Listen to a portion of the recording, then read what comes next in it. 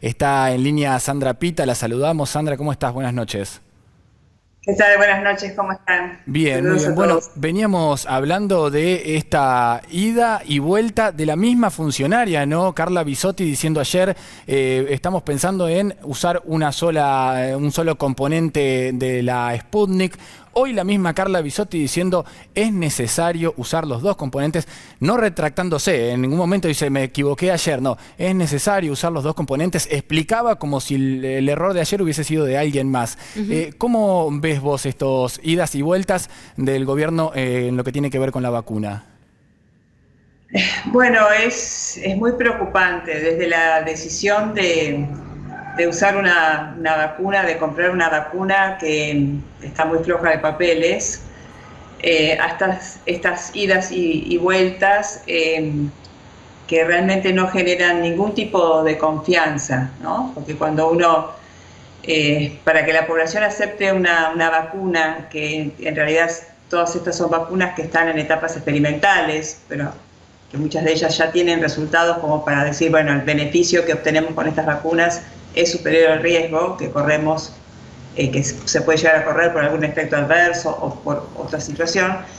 Bueno, cuando uno tiene que generar esa confianza, tiene que haber una transparencia absoluta, tiene que haber datos, evidencia, eh, justamente porque la comunidad científica, la comunidad médica, tiene que evaluar eso y es la misma comunidad científica y la misma comunidad médica la que va generando la confianza en los pacientes.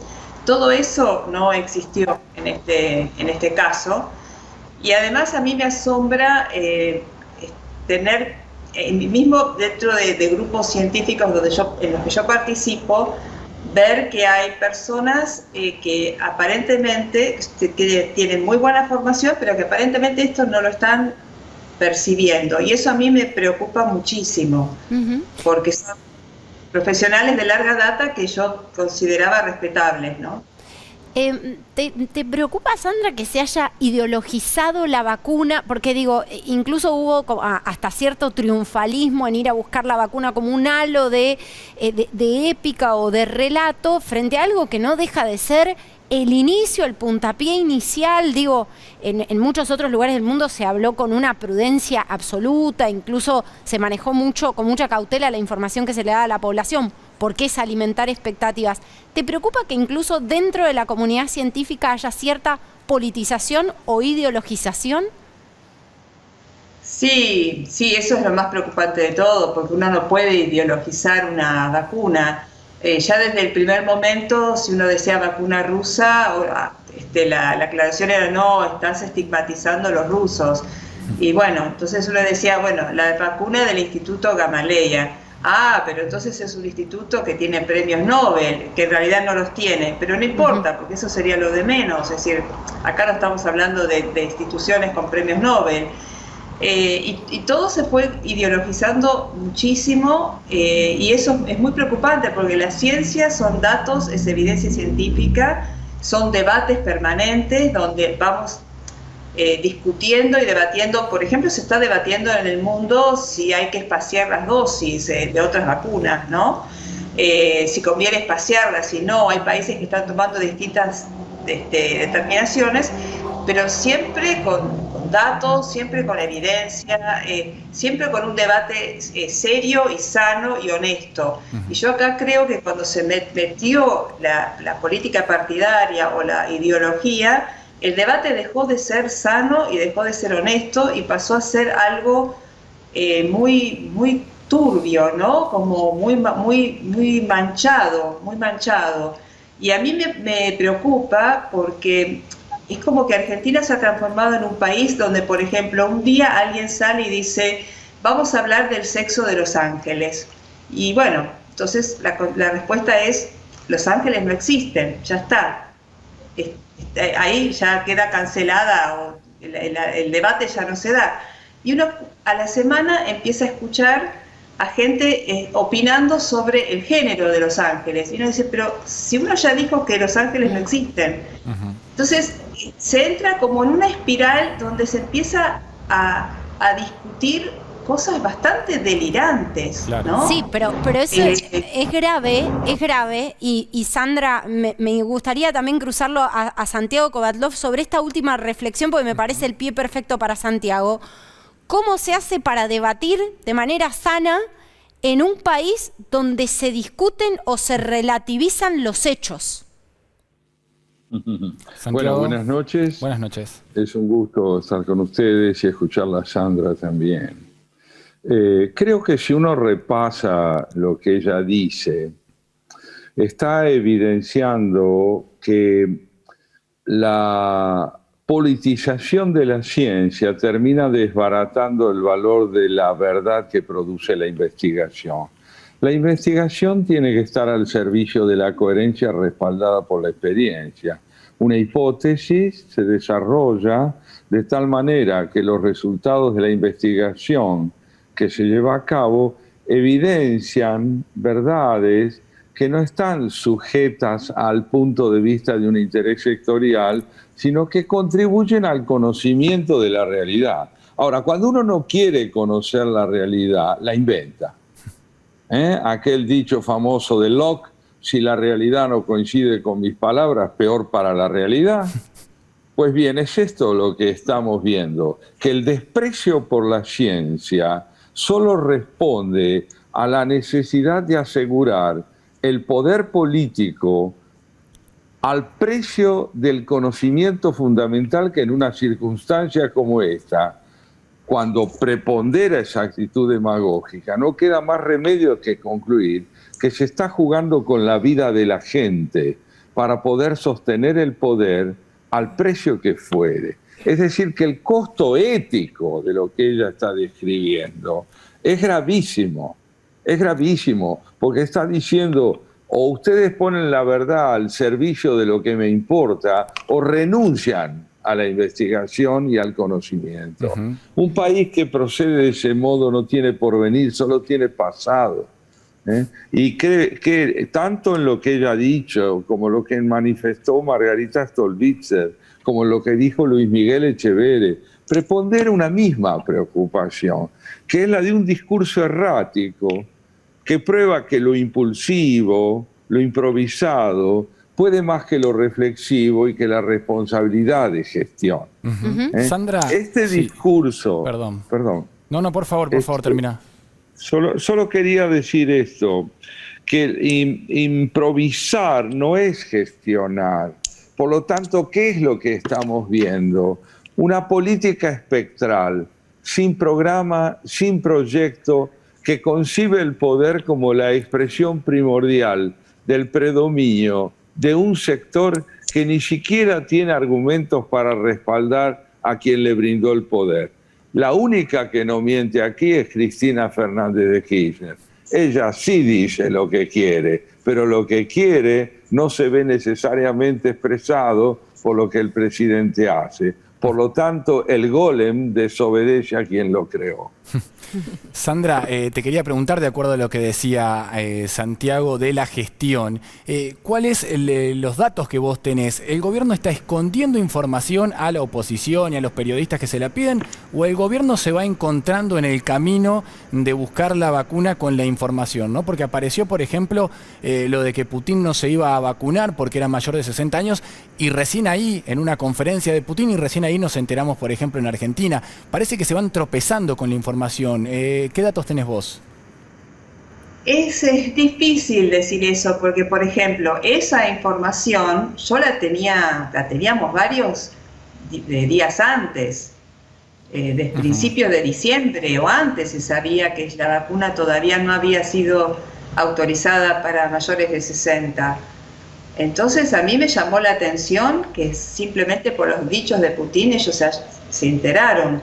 Entonces uno no termina de entender si realmente ellos se van tropezando o si saben y no dicen. Y yo lo único que puedo hacer es suponer que las dos cosas son posibles, que quizá hay un mix de ambas cosas, una desesperación por hacer algo y por traer una solución, por traer vacunas antes de que se terminara el 2020, pero honestamente no sabría decirlo con certeza, son suposiciones mías, ¿no? Ahora, son suposiciones en dos escenarios distintos, ¿no? Uno es el desconocimiento, digamos, cierto grado de impericia a la hora de recabar la información exhaustiva para luego comunicar a la población, y en otro caso es la mera especulación política. Pero en cualquiera de los casos, y lo vuelvo a sumar acá a Santiago, se degrada la palabra. ¿Cómo se recompone eso? Porque si algo necesita un gobierno en un momento como este, es confianza.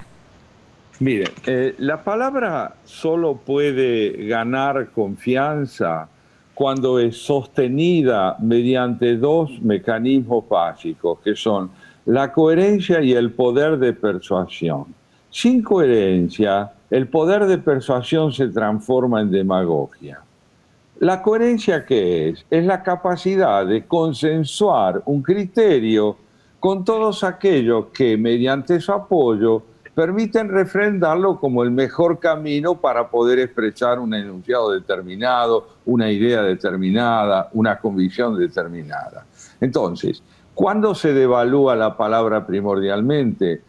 Básicamente cuando es simulación y siembra el desencanto que las contradicciones producen. Yo te odio, por eso te quiero, es una contradicción difícil de soportar. Pero el gobierno no tiene responsabilidad discursiva. Y esto no es simplemente una referencia a la retórica, es una referencia a la relación entre ética y enunciación. Decir la verdad es persuadir mediante la coherencia y los elementos probatorios de que se dispone. Si no se procede de este modo, la palabra es simulación. Qué difícil, Santiago, pensaba convencer al gobierno de esto, porque acusan de generar desconfianza a aquellos que ponen en dudas algunas cuestiones. Sandra Pita genera desconfianza para el gobierno. Margarita Stolbizer, cuando critica al gobierno, para el gobierno genera desconfianza en la sociedad. Ahora, convencerlos a ellos, que ellos son los que tienen que generar confianza, es muy difícil, ¿no? Pero por supuesto, un gobierno autoritario no tiene sentido autocrítico. Una de las pruebas de la condición autoritaria del gobierno es la incapacidad de concebir su propio discurso como un discurso que debe ser puesto a prueba a través del intercambio con otras opiniones. Entonces, el gobierno no es que no puede ser persuadido porque no hay argumentos, ya está persuadido de su propia certeza, es dogmático, es intransigente. Y la vicepresidenta de la Nación es la expresión consumada de una certeza dogmática. Santiago, hoy Axel Kicillof hablaba, por ejemplo, ¿no? Hablando de esto, de que el periodismo siempre le busca el pelo al huevo, como si ese no fuese, ¿no? Parte el trabajo. Claro, básicamente descubrió el trabajo del periodismo, ¿no? Pero como una crítica lo decía él. ¿Qué opinión te merece? Bueno, volvemos a un ejemplo más de lo que significa el destino errático del enunciado del gobierno. Fíjate, repasemos para entender cómo Kicillof es un eco más de una actitud profundamente antimoderna. Se está contra la Constitución y contra la justicia porque intenta imponer un concepto de ley que se basa en la igualdad del derecho y del deber para todos los ciudadanos y que responde a la necesidad de investigar los delitos para ver si tienen consistencia o no. ¿Qué hace frente a la justicia? Declara que no hay hechos. No hay hechos. El campo no es parte del desarrollo de la nación, sino un enemigo del pueblo. ¿La ciencia qué es? Y la ciencia es una investigación que, si no es funcional al poder de turno, es fundamentalmente algo que pone en peligro el desarrollo del poder. Estamos en una nueva Edad Media. Si yo tuviera que caracterizar como lo dijo Fernando Iglesias, por otro lado, si yo tuviera que caracterizar al populismo, te diría que es el auge de un pensamiento prerrevolucionario en plena modernidad. Prerrevolucionario en el sentido de la Revolución Francesa. Son pautas profundamente antimodernas las que rigen al populismo. Y tanto el gobernador de la provincia de Buenos Aires, como el presidente de la Nación, como el ministro de Agricultura, como quienes manipulan o intentan manipular la justicia, son hombres que vienen del pasado con el proyecto de reinstalar el pasado. Detestan el progreso porque el progreso se basa básicamente, creo yo, está basado en la posibilidad de consensuar criterios y políticas de mediano y largo plazo que se conviertan en políticas de Estado, donde el pluralismo es la condición de posibilidad del acuerdo.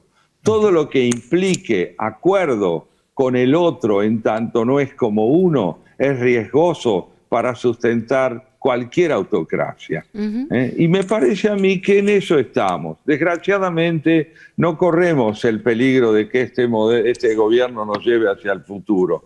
No, nos va a llevar de vuelta hacia el pasado. Recordemos lo que dijo Borges. El peronismo tiene por delante un gran pasado. Todos pensamos que había un plan, ¿no? Un plan de vacunación, pero ese plan, Sandra, está bastante atado con alambres, ¿no? Si no sabían si traer el segundo componente o el primero, evidentemente el plan no está tan acabado como uno imaginaba que tenía que estar a esta altura, ¿no? 12 de enero. No, yo creo que el plan tiene un alto grado de improvisación. Y a mí lo que me llama la atención es que hagan mucho hincapié en la fe, ¿no? En estos grupos donde yo participo, grupos de científicos, los que son más adherentes a este gobierno, siempre dicen hay que tenerle fe a lo que dice doctora Carla Bisotti, hay que tener fe, hay que tener fe. Yo digo, la fe es algo religioso.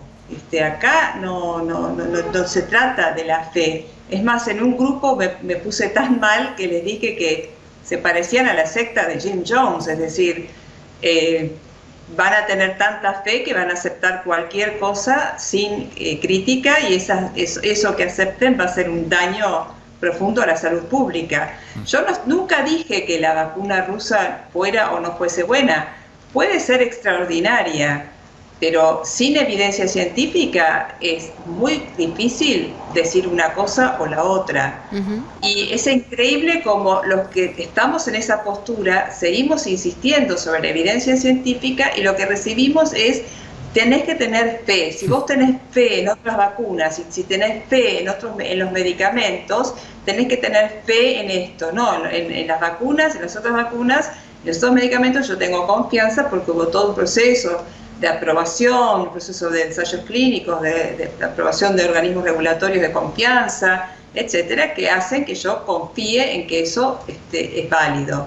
Esto no es una cuestión de fe, es una cuestión de confianza. Entonces yo creo que también apelan a lo emocional, improvisan y apelan a lo emocional. Tenés que tener fe, tenés que creerme, creer que esto es bueno para vos, porque yo te voy a cuidar, ¿no? Esas palabras que parecen son muy representativas de lo que ellos son.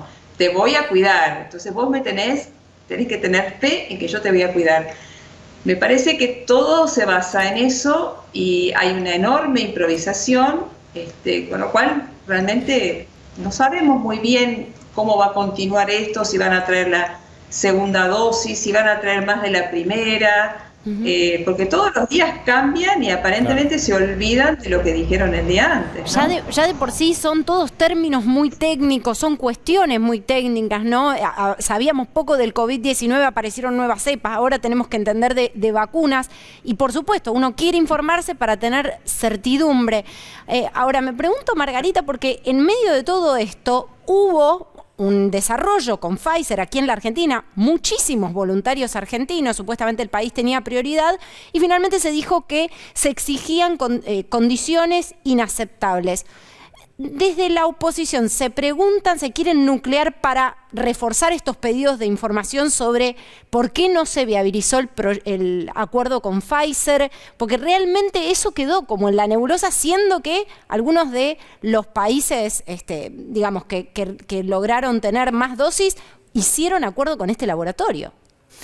Sí, yo creo que decía algo recién Sandra Pita que es muy importante, ¿no? Y se trata de la falta de una evidencia científica en muchas de estas cuestiones. El gobierno tomó la decisión de comprar las vacunas rusas y obviamente que nosotros no podemos oponernos a la vacuna rusa ni porque sea rusa ni por ninguna otra cuestión que no sea decir que no tiene obviamente todo el sustento científico que debería tener para que el gobierno hubiera tomado esa decisión. Entre otras cosas, recordemos porque hoy esa vacuna solamente se está aplicando en Rusia y en la Argentina, en ningún otro país. El resto de los países están trabajando con Pfizer. Pfizer fue prácticamente descartada o descalificada por el ministro de Salud sin que nunca hayamos accedido a una información sobre qué era lo que había pasado, cuáles eran esas condiciones que aparecían inaceptables para el gobierno. Sumado a las otras vacunas, se había avanzado mucho sobre el tema de AstraZeneca,